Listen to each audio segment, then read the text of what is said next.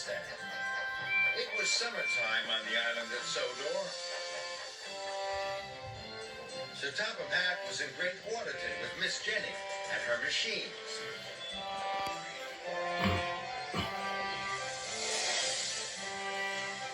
They were building a new bandstand. There was to be an open-air concert that evening. It was a special surprise for Lady Hatt. She loved brass bands. All the engines were busy helping to make the day special.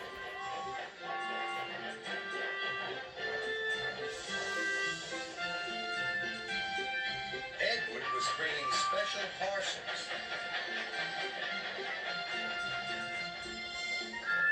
Thomas was bringing the banners and bunting. And Percy was bringing the gravel for the pathways.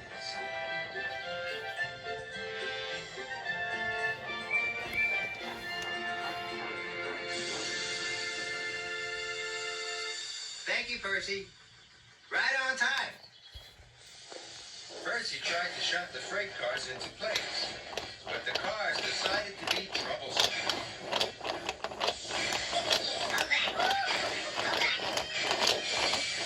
Percy pushed and pushed, but the freight cars wouldn't move. Percy knew what he had to do. He had to use his do-as-I-say whistle. So Percy blew his whistle long and loudly.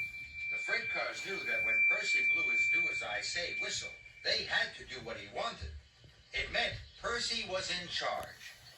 Soon, all the freight cars were in line. Sir Topham Hatt bustled over to Percy. I hope I didn't blow my whistle too loudly. Not at all, Percy. You showed you were in charge. Percy was relieved.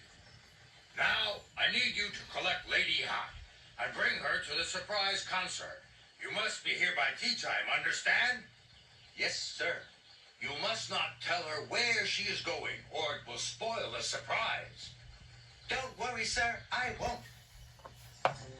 Percy collected the passenger car. He was very excited. He had to meet Lady Hatt at Maithwaite Station. It was a long way from Great Waterton. At last, Percy puffed into Maithwaite Station. All aboard. Sir Topham Hatt has sent me to take you on a special trip. Oh, that sounds lovely. First of all, I'd like to go to the duck pond. And Lady Hatt climbed on board. Percy was worried. He was supposed to take Lady Hatt to the bandstand. That was her special trip.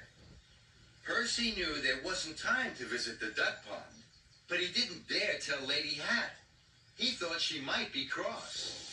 So he puffed to the duck pond.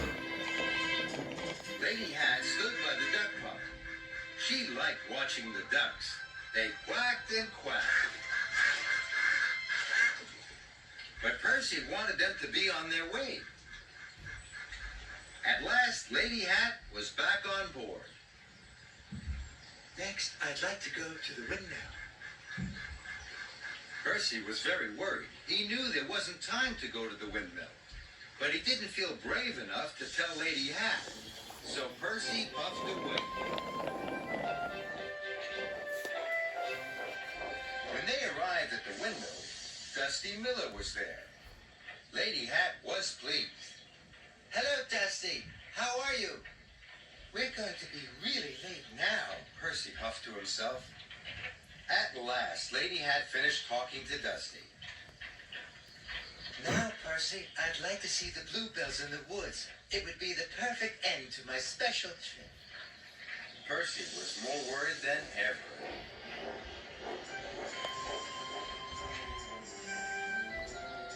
Percy puffed to the woods.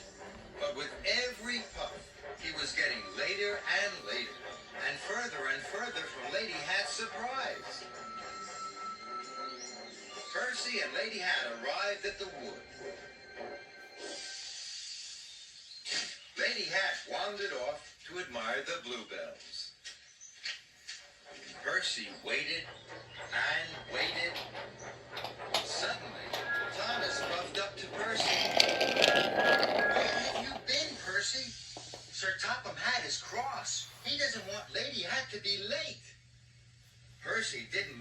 Topham Hatt to be cross. He didn't want the surprise to be spoiled. Don't worry, I'll have her there on time. So Thomas puffed away. Percy couldn't see Lady Hat anywhere. Percy knew what he had to do. He had to use his do-as-I-say whistle. Percy blew his whistle long and loudly. Lady Hat came out of the woods. Percy, is something the matter? I'm taking you to a surprise. That's your special trip. Oh, I love surprises. Why didn't you tell me? Because I thought you'd be cross with me if I told you what to do. And now we might be late. We must hurry. So Lady Hat climbed quickly on board, and Percy raced away.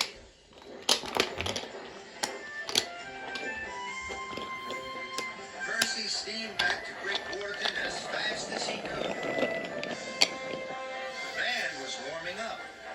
Jack and Alfie were very excited. Percy had arrived with Lady Hat on time. The band started to play. Lady Hat was delighted. Oh, what a lovely surprise. Thank you for getting me here on time, Percy. And thank you, Percy, for keeping it a surprise. Percy was pleased. His do-as-I-say whistle had saved the day.